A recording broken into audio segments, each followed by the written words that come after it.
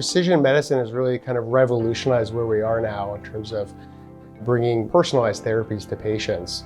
So we've seen a variety of new treatments come out, largely out of what we call basket trials, which are looking at patients with a specific genetic marker, but now across all tumor histologies or all tumor subtypes. What they're looking at is now they can look at, well, do we have an inhibitor for mutation X or mutation Y?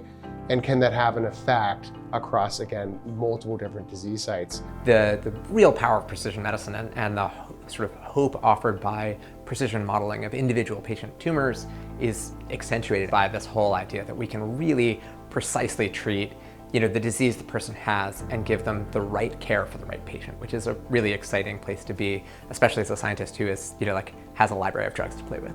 Precision medicine is also called personalized medicine. It targets the right treatments for the right patients at the right time. It is a new type of biomedicine that allows you to understand the body at a molecular level.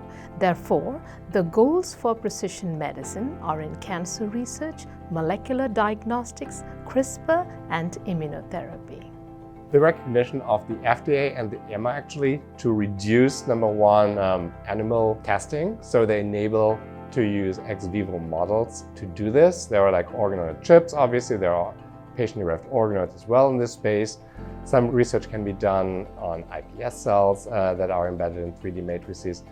And so I think just that recognition that the highest agencies for those approvals are recognizing those models, this is kind of key for the field to move further and to actually now make the impact and close the gap from the laboratory setting to the bedside and to really bridge that translational relevancy.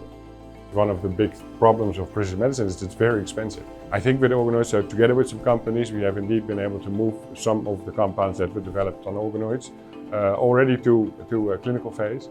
And we think, indeed, and hope that that actually will have a major impact, not only to make better drugs, but also to make more affordable drugs. Some of the things I think are the most exciting are having patients' genetics, their environment, them in a petri dish, patient avatars, and then also being able to do things and test drugs that we wouldn't want to do in a human just yet. We can knock out any gene in a petri dish, you can't knock out any gene in a human, and so really having these tools to dig at mechanisms before we move to the clinic or go any further. Where we need to go and where some groups are already starting to explore is how do you improve the quality of life for these patients in terms of side effects from drugs? So can we use organoid models to predict which particular patients might suffer from a particular side effect and kind of head that off from the beginning?